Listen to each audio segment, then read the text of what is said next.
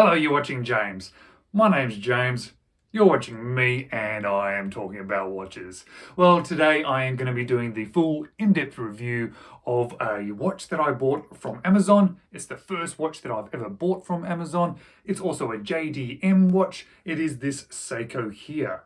Now, this one I did buy when it was on sale from Amazon. It was one of the reasons why I bought it, because it was at quite a good price. But since then, I've been keeping an eye on the price of this watch, and it really dramatically changes depending on where you want to buy it from. So if you are interested in this watch after this review, please be mindful of that and search out the best price. This one here, I paid around about 350 Australian dollars, but I have seen it up to 800 Australian dollars. So absolutely it is worth sort of taking the time online to find the best price for this watch. I have been quite excited owning this watch, and it has certainly been giving me some sort of Seiko Saab 033 vibes. I used to own the Saab 033. It was a lovely watch, and this certainly has that same sort of feel and look to it. Definitely some differences, and I might even do a video a little bit later about sort of what the similarities and differences are, because since owning this watch, I've watched some reviews on it as well, and certainly other people have picked up on those sort of similarities, or that vibe that is similar to the Saab 033. But guys, if you haven't subscribed to the channel, I would absolutely love if you just click on that little subscribe button. But that's enough of me talking. Let's flip the camera around now and let's do the full review of this Seiko watch. So here is my Seiko, the JDM model, the SZSB012. Fairly standard packaging from these sort of JDM watches. Have a little bit of a slight difference to some of the watches that we get here in Australia. Comes in a nice big cushion, very, very well displayed. But we're not here to see packaging, are we? We are here to see the watch. And I have to say, it is a very, very nice looking watch. Very clean, very crisp. Nothing too showy going on here, but it all seems to come together and just look so good. And part of the reason why that is because of the dimensions of the watch. We're looking at a 39.5 millimeter case diameter. We have a thickness of 13 millimeters. We have a nice Seiko sort of tucked in 47.5 millimeter lug to lug. 20 millimeter lug width, and on this bracelet, a couple of links out to fit my 6 3/4 inch wrist, looking at 121 grams. Now, as I said, it doesn't sort of stand out as being fancy and sort of there's not a lot going on the dial, but when you look closer, when you get to sort of know this watch, when you are wearing it, you start seeing some features about it which make it something a little bit special. And most of those things are on the dial.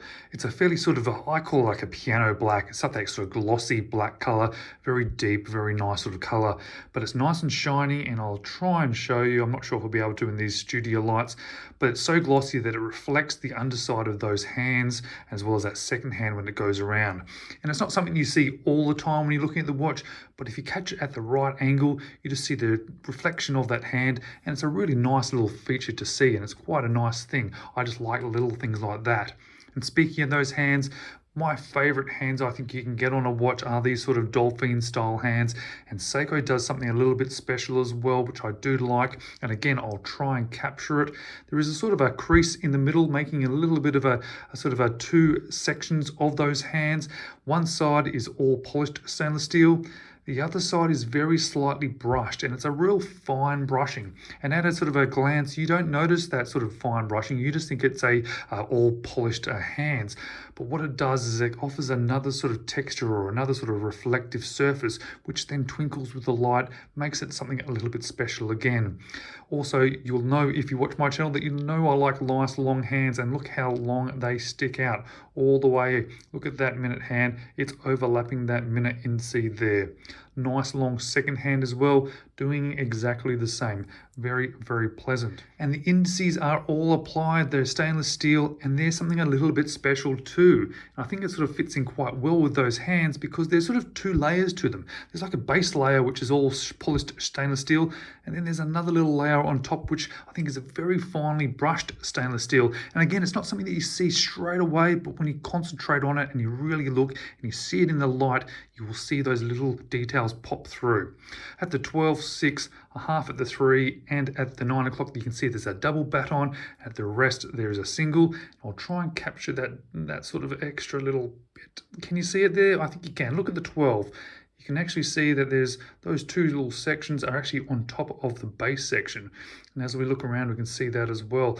I think it's really, really cool and just gives it a little bit of an extra flair. And for a watch that's like this, that's very claspy and very sharp, very, very clean, it's nice to have those little features that make it something a little bit special. That Seiko logo is also applied. Now, I don't have a macro lens, unfortunately. One day in the future, I do hope to get one to show some of these things a little bit better, but I can't quite tell if that is polished or brushed, that Seiko logo, but either way, it's applied. Then obviously we've got some printing on here in white. We've got those minute track all the way around the outside, automatic, 23 joules and 10 bar listed there below the hands. And there's a date window at the 3 o'clock, which is fairly obvious, but it's a color matched date wheel, which is very, very nice. It also is framed with a nice stainless steel insert. And I really do like the different surfaces they've used on this watch in regards to the case.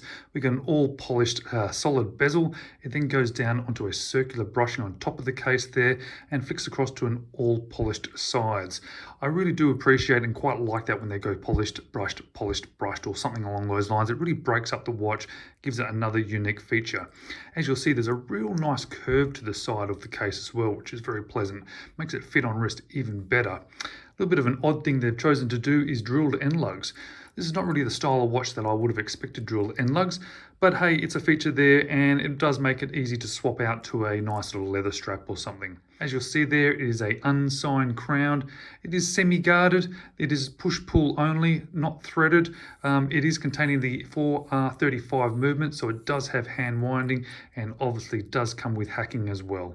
There is no lume whatsoever on this watch, so obviously I'm not going to be doing a lume shot or it would just look all black, so that'd be a little bit boring. So let's skip over that and let's check out how this 4R35 is performing on my time grapher, because I do always find it interesting to see the differences between these movements, especially the Seikos, because we do tend to have quite a few of them come through. It's nice to see the differences on the time grapher. So let's stick it on there.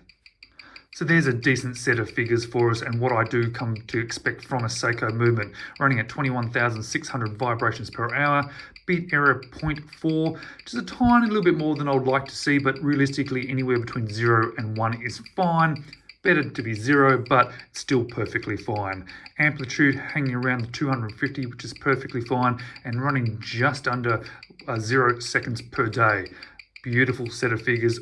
Perfectly happy, especially with this 4R35 movement. And speaking of that 4R35 movement, we do have a display case back here showing off that movement. You can see that we've got Seiko written on the rotor there. It tells you that's a 4R35B movement, 23 joules, made in Japan. Around the outside, we've got Seiko, water resistant to 10 bar, stainless steel, and a few other bits and pieces. And you'll see the nice JDM made in Japan there, which is nice to see. It's nice to have a JDM watch in the collection. Now let's talk about the bracelet, because it's not a bad bracelet, not a perfect bracelet, but I'm okay with it. But it does have a bit of noise to it. It does have a little bit of rattle and there's a little bit of a squeak there. You can hear the squeak. So I apologize for squeaking, but this is what the Seiko does, so this is what we're getting. The end lugs are unfortunately hollow. You don't really notice it in operation of the watch, but we do tend to like our nice solid end lugs. They do fit in quite well. They do look a little bit small and they still sit under the lugs a little bit, but it does fit in nicely. And because of that, and because then it has a female end link, it really tucks in under, really allows for this watch to be worn on many different wrist sizes. There's quite a significant taper from 20 millimeters down to 16 millimeters on this watch, which gives it a nice sort of elegant feel on wrist as well. And I do appreciate that. There's a mixture of surfaces. We have a brushed surfaces all on the top and there is polished on the sides. There is a sort of a strange sort of pin and collar system that is being used. No screws here at all.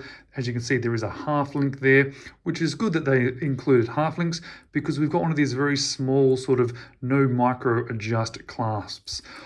I like the look of this clasp. I think it's nice and sleek and sort of fits in with this style of watch, but not having any more micro adjust does make it a little bit harder to size. Thankfully, I didn't have any issues whatsoever. Certainly wouldn't have hurt though just to extend that a tiny bit to add an extra micro adjust. We have Seiko that's been printed in there, just a double pusher, all milled inside, which is very nice to see. I do appreciate that, and I think that is nice. I do find it interesting, however, though, that they've put all this milled inside the clasp here, but then have hollow end links.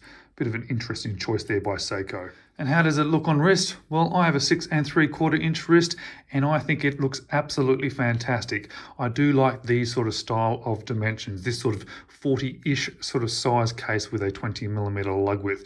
This obviously is slightly under 40, but it just sits beautifully on wrist. I really do like wearing this watch. It's just one of those watches that you put on and you think, yes, that's nice. That sits on well on my wrist. It looks good on wrist.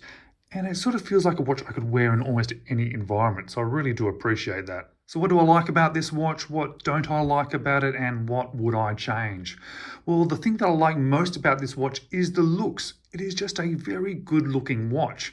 And something that I really like about it is these hands, these dolphin hands with the dual sort of surface types that are on there that really sort of glisten. I think I love that a lot. Love how they're nice and long as well. Although this is a smaller clasp, I do actually think it suits the watch and I do like that about it. And I do really like how the bracelet tapers. Now, I'm not normally one for a tapering bracelet. Normally I like it all the same, but it just seems to suit this watch and it is really nice.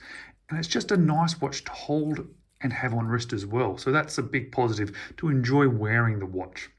Dislikes, well, the drilled end lugs, that seems a little bit odd to me. I understand it's a very functional thing, but it doesn't feel like the watch that sort of deserves to drill end lugs. So I think that's a bit of an odd choice.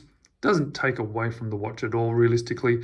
And of course, those hollow end links, why not make them solid? Up the quality of this watch just a tiny little bit. And there is a bit of a jangly sort of squeaky nature to this bracelet. So just a tiny little bit more effort by Seiko just on those finishing, it will just bring it that little extra layer up or up the quality of this one here. So what would I change? Well, obviously those three things. I probably wouldn't bother with the drilled end lugs. I would have loved the solid end lugs there and a little bit of extra effort by Seiko to reduce that squeak. It's really sort of a little bit disappointing because you do hear that squeak occasionally when it's on wrist. And the last thing that I would definitely change is extend that clasp just by a tiny little bit. I wouldn't want it too much bigger. I do like the smaller size of the clasp, but to allow at least 2 micro adjusts would really assist people with making this fit on wrist. But let's flip back to me now and let me give you some of my final thoughts about this JDM Seiko. So what are my final thoughts of this JDM watch? Well, it's a little bit of a mixed bag for me. Predominantly, I really like it. I really enjoy wearing it. I think it's a lovely looking watch. I think it's a lovely size of watch as well. And it is really a watch that you can sort of wear on almost any occasion. But there's just a few things that I wish they had improved slightly. That being those solid end links or lack of solid end links. And it would have been good to have a little bit of more micro adjust on the clasp. Luckily, however, it suits me from a size perspective. I like wearing watches a tiny bit loose anyway, so I haven't had any problems with it. Would I recommend it to you? Well, at around the 300, 350 Australian dollars, absolutely. This watch is really good. And at that price, if you can pick it up whilst it's at the lower end of the market or possibly on special, then it is well worth looking at if you particularly like it.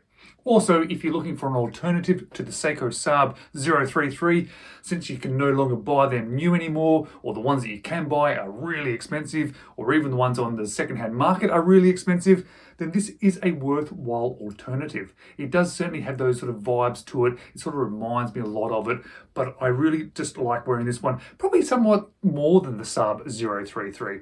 Now, that may be a little bit controversial. I understand that. People love the 033. I like the 033, I owned it, but I have to say I probably like the size of this one a little bit better, being just slightly bigger. All right, guys, that's enough of me talking and yabbering on. As always, thank you so much for watching. I really do appreciate it, and I do hope to see you in the next video.